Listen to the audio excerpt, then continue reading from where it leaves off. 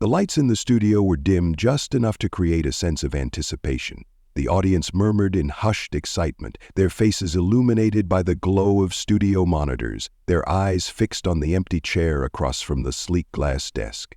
This wasn't just another episode of The Spotlight with Vivian Brooks. This was an event, a battle, a moment that had the potential to go down in television history. Vivian Brooks had built her career on moments like this, sharp, calculated, and ruthless. In the span of 5 years, she had carved a name for herself as the host who could dismantle powerful figures with a single line, a well-placed smirk, or an icy, perfectly timed pause. She was young, ambitious, and fearless. To her audience, she was a symbol of the modern era, cutting through outdated traditions, exposing hypocrisy, and delivering viral takedowns that spread across social media like wildfire. And tonight, she had landed her biggest guest yet. Clint Eastwood, a name that carried weight not just in Hollywood but in American culture itself. At 94 years old, he was a living legend, a man who had defined an era of film, a symbol of old-school masculinity, resilience, and conviction. To some, he was a relic of a bygone age. To others, he was one of the last true icons. But to Vivian Brooks, he was an opportunity to prove that even legends could falter. She had taken down senators, CEOs, and controversial public figures, but this was different. Clint Eastwood wasn't just a guest, he was a test. As the show's theme music pulsed through the studio, the tension in the air thickened. The social media team stood by, fingers hovering over keyboards, ready to clip and upload the most viral moments. Producers watched from behind the glass, whispering among themselves, knowing that whatever happened tonight would be discussed, dissected, and debated for weeks. And then the moment arrived. The doors at the side of the stage opened. Clint Eastwood walked in. No theatrics, no grand entrance, just the slow, deliberate stride of a man who had nothing to prove. The audience quieted, as if instinctively aware that they were in the presence of someone different. Vivian Brooks adjusted her posture, smoothing the fabric of her blazer, a slow, predatory smile curling at the corners of her lips. The game had begun. Vivian Brooks had prepared for this moment. Every question, every angle, every carefully rehearsed pause, it was all mapped out. She had spent hours studying Clint Eastwood's past interviews, dissecting his statements, analyzing his reactions. She knew exactly where to push, where to prod, where to make him slip. But as he lowered himself into the chair across from her, something shifted. Clint didn't fidget. He didn't glance at the cameras, didn't adjust his posture to appear more composed. He simply sat there, relaxed yet commanding, his eyes steady beneath the harsh studio lights. He wasn't just participating in this interview, he was observing it. For the first time in a long time, Vivian felt something unfamiliar. Not fear, not doubt, but an awareness that this wasn't going to be easy. She pushed the thought aside. This was her show. The cameras panned wide, framing the two figures in stark contrast. Vivian Brooks, young, polished, exuding confidence with her steely blue eyes and flawless posture, and Clint Eastwood, weathered but unmoved, a man whose very presence carried the weight of generations. The audience leaned in, sensing the moment about to unfold. They had seen this before. Vivian, the razor-sharp journalist, dismantling her guests piece by piece, exposing their contradictions, leaving them grasping for words as she coolly delivered the final blow. She had done it 100 times, and tonight would be no different. Vivian let the silence settle for just a moment before tilting her head, her expression shifting into one of casual amusement. "Clint," she began, her tone light, almost playful, "I have to say I wasn't expecting jewelry." The audience chuckled softly. A small, worn silver cross necklace rested just beneath the collar of Clint's shirt, barely visible but enough for her to notice. Enough for her to use. Clint didn't react. Not the way she wanted him to. No raised eyebrows, no uneasy shifting. He didn't even glance down at the necklace. Instead, he simply looked at her, calm, unreadable, as if he had already heard this question 1,000 times before. Vivian leaned in slightly, keeping her tone breezy but with an unmistakable edge beneath it. "I just find it interesting. You've spent your career playing the tough guy, the no-nonsense enforcer, the cowboy who doesn't take orders from anyone. And yet here you are, wearing a cross like some choir boy."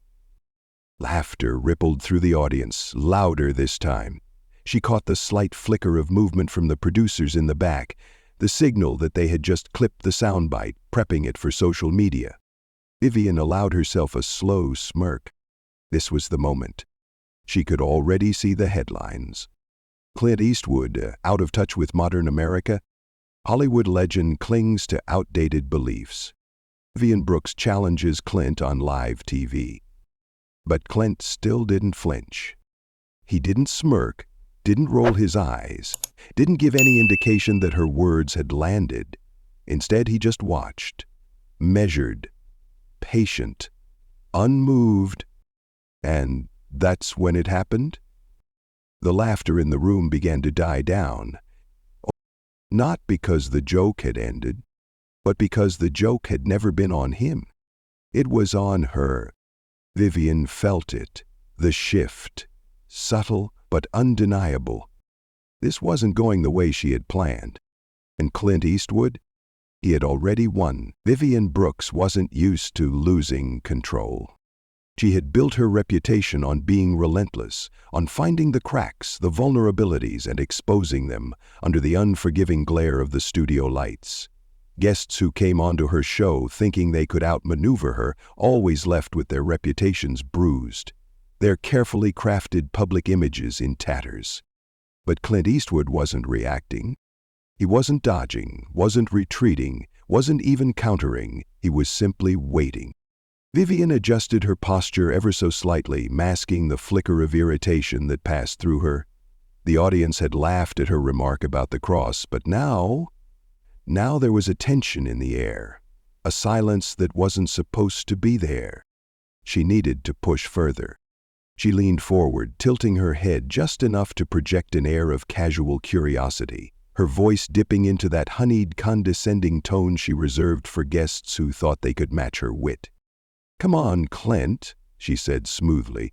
"You've spent your entire career playing the man who doesn't answer to anyone, the cowboy, the enforcer, the tough guy who never backs down, and yet here you are, clinging to an old symbol like it's still relevant in today's world. Isn't that—" "I don't know." She let a slight smirk tug at the corner of her lips. "A little outdated?" The audience chuckled again, some clapping.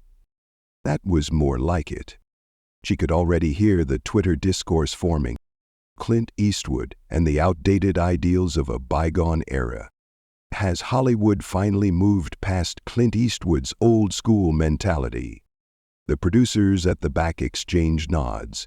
They had their viral clip. And yet, Clint still didn't blink. Vivian expected defensiveness, a hasty justification, maybe even an offhand joke to deflect the pressure. That was how this game was played.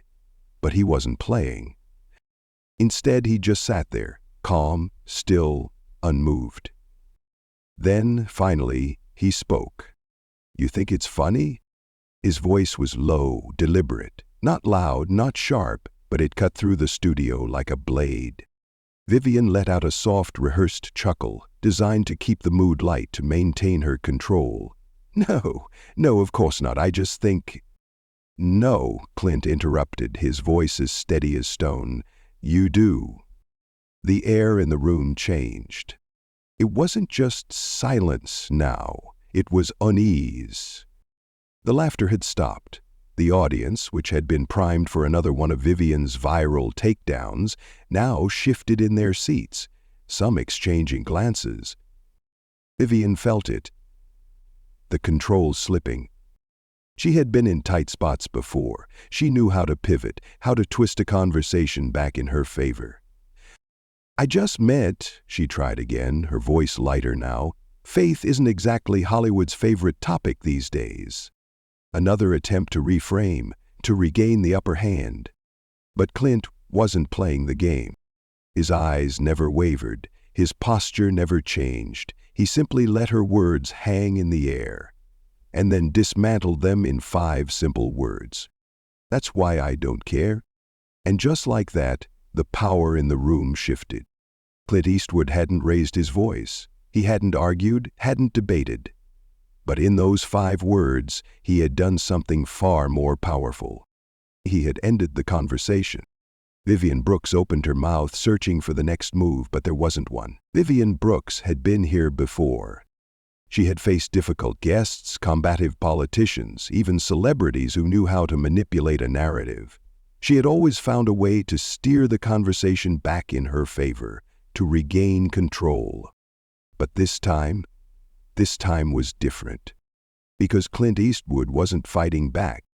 He wasn't raising his voice, wasn't flustered, wasn't scrambling to justify himself. He was simply waiting, watching, letting the weight of his words settle into the cracks of the moment. And the audience could feel it. The energy in the studio had changed. What had started as another gotcha moment was now slipping through Vivian's fingers. The crowd, who had chuckled and clapped at her jabs, was no longer laughing. Some of them were leaning forward, eyes fixed on Clint, listening in a way they hadn't been before. Vivian knew she had to act fast. She straightened, schooling her expression into something neutral, calculated. She still had the advantage, she told herself. She was the one asking the questions. She was the one with the microphone, the platform, the audience primed for her brand of viral journalism. She needed to push him off balance. "All right, Clint," she said, her voice dipping into something softer, something almost sympathetic. "I get it. You've built a career on standing your ground, on being the strong, silent type. But don't you think maybe, just maybe, the world has moved past that? That we've evolved past the need for symbols like that?" She gestured casually toward the silver cross necklace resting against Clint's chest. There it was. The trap. Frame it as outdated, frame it as irrelevant, push him into the defensive. But Clint didn't take the bait. Instead, he moved. Not much, just enough to reach up slowly and take hold of the cross between his fingers. The camera zoomed in instinctively, catching the subtle movement, the way the light flickered against the worn edges of the pendant. And then he spoke. "This was my father's." The words weren't rehearsed, they weren't delivered for effect, they were simply true. "He wore it every day of his life," Clint continued, turning the cross over once, his voice steady. "When he passed, I kept it. Not because I thought it looked good, not because it's a trend, but because it reminds me of who I am." Silence. A silence that was no longer uncomfortable, no longer waiting to be filled with another quip, another smirk. This wasn't a rebuttal, it wasn't a debate, it was just the truth. And for the first time, Vivian Brooks had nothing to say. She blinked, barely perceptible, as the realization hit her. She had walked into this interview thinking she was in control, that she was the one setting the traps, pulling the strings, dictating the conversation. But Clint Eastwood had never been playing her game. He had just flipped the script. And now he was the one asking the questions. Vivian Brooks had spent her career mastering the art of control. She knew how to lead an interview, how to shift the energy in a room, how to push just enough to get the reaction she wanted. It was a science, a formula she had perfected. But now, as she sat across from Clint Eastwood, something was happening that she wasn't used to. She was losing control. And worse, she knew it. The weight of Clint's words still lingered in the air, thick and unmoving. "Because it reminds me of who I am." The line had landed differently than anything she had anticipated. She had expected Clint to defend himself, to argue, to backpedal. She had expected some long-winded justification, something she could tear apart, twist, spin into another viral soundbite. Instead, he had given her truth, and the audience felt it. For the first time that night, she could see it, the shift in the crowd. People who had laughed at her earlier jabs were now sitting forward, their amusement replaced with something else, something deeper. They weren't here for the takedown anymore. They were here for him. Vivian cleared her throat, forcing a small, rehearsed chuckle, trying to reset the tone before it slipped too far from her grasp. "Look, Clint," she said, her voice laced with carefully measured warmth. "I respect faith. I really do. I just think in today's world, we don't really need these old traditions to define us anymore. Haven't we as a society kind of moved past that?" It was meant to sound reasonable, logical, inclusive, but Clint Eastwood didn't blink. Instead, he tilted his head slightly as if studying her, not as an opponent, but as an observer. And then he asked the question she wasn't ready for. "Tell me something, sweetheart." The words were slow, measured, delivered in that unmistakable Clint Eastwood growl. "What do you believe in?" Vivian froze. For just a fraction of a second, barely noticeable to the untrained eye, but Clint saw it. So did the cameras. So did the audience. It was the first time all night she didn't have an immediate answer. Because she hadn't expected the conversation to turn on her, her mind raced, searching for the right response. Something clever, something controlled, something that would shift the focus back to Clint. But before she could find it, he delivered the knockout line. "Because if you don't stand for something," a beat of silence, "you'll fall for anything." And just like that, it was over. Vivian Brooks had walked into this interview believing she was setting the trap. Instead, Clint Eastwood had just closed it. The moment the words left Clint Eastwood's mouth, the air in the studio shifted.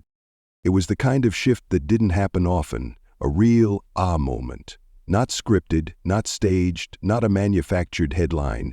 It was something raw, something undeniable.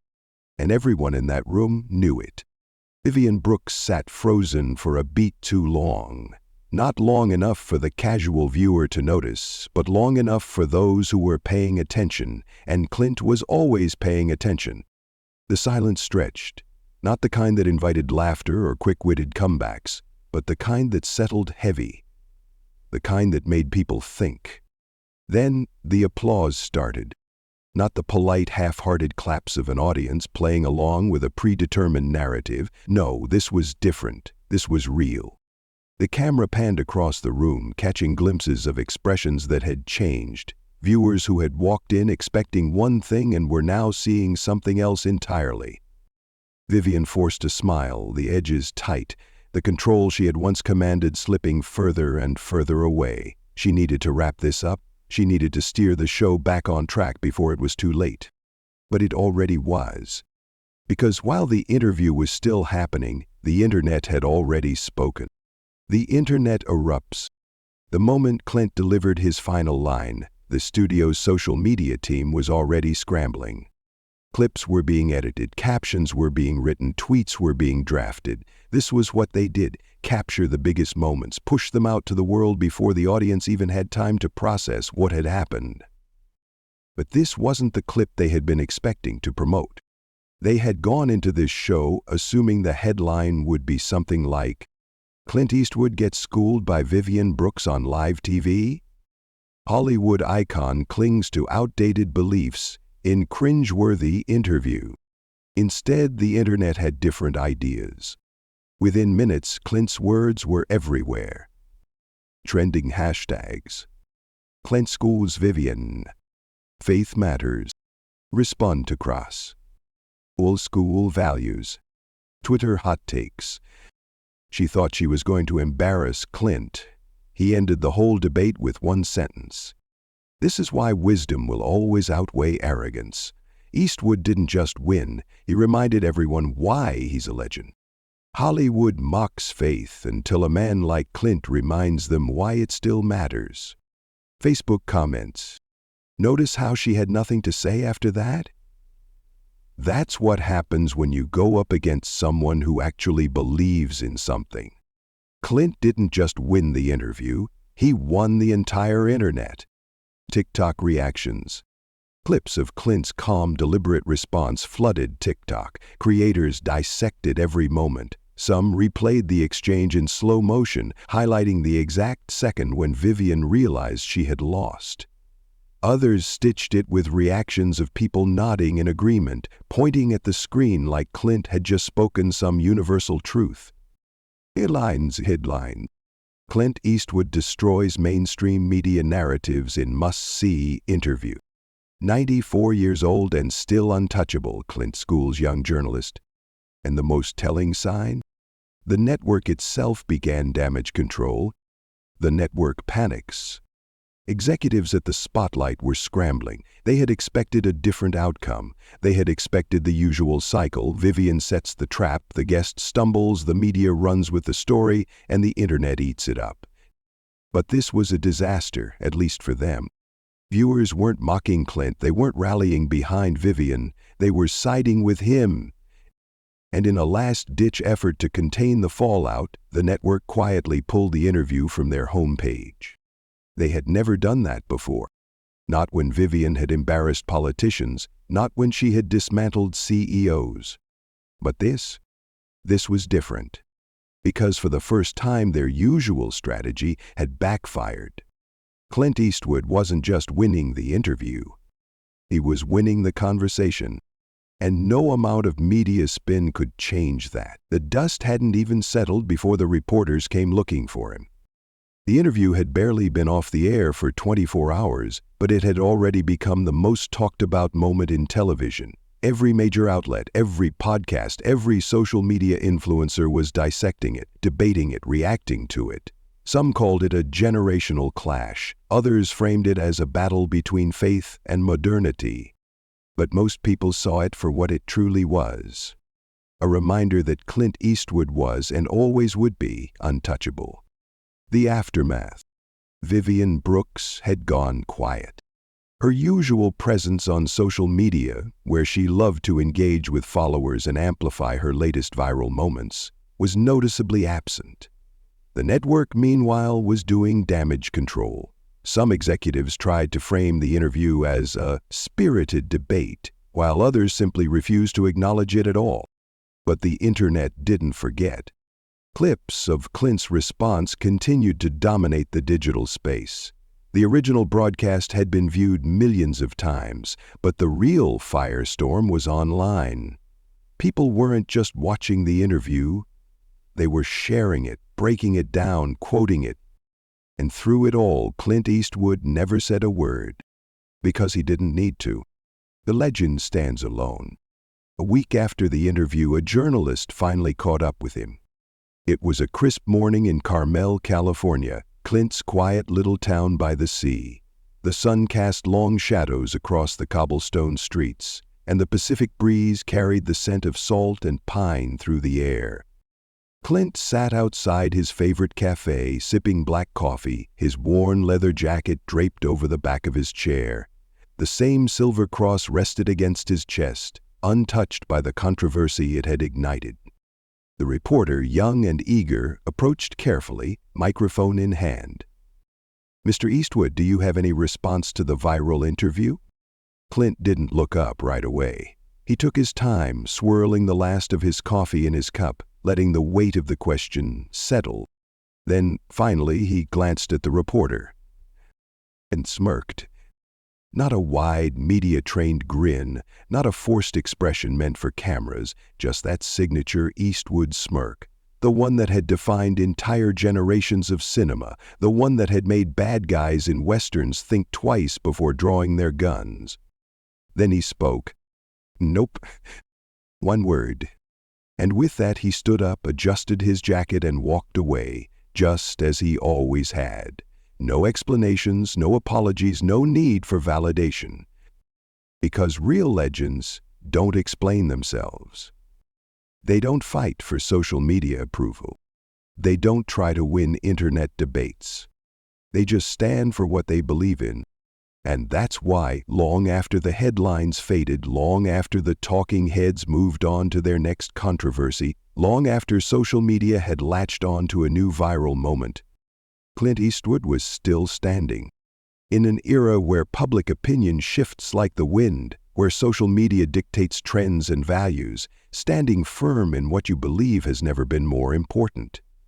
Clint Eastwood's interview wasn't just a clash between generations. It was a lesson in resilience, conviction, and authenticity. He didn't argue, he didn't seek approval, he didn't bend under pressure, because real strength isn't about shouting the loudest, it's about knowing who you are and refusing to waver. For many older Americans, this story resonates on a personal level. You've seen the world change, you've witnessed traditions questioned, values reshaped, and history rewritten. But through it all, one truth remains. What you believe, what you stand for, defines you. In life, there will always be those who challenge your principles, who try to dismiss your experiences as outdated. But wisdom isn't measured in hashtags or headlines. It's in the quiet confidence of knowing that you don't need to prove yourself to anyone. So stand tall, be unwavering, because when the noise fades, the truth, and those who uphold it, will always endure. Clint Eastwood's unwavering stance reminds us that true strength isn't about following trends. It's about standing firm in what you believe. In a world that constantly changes, conviction is timeless.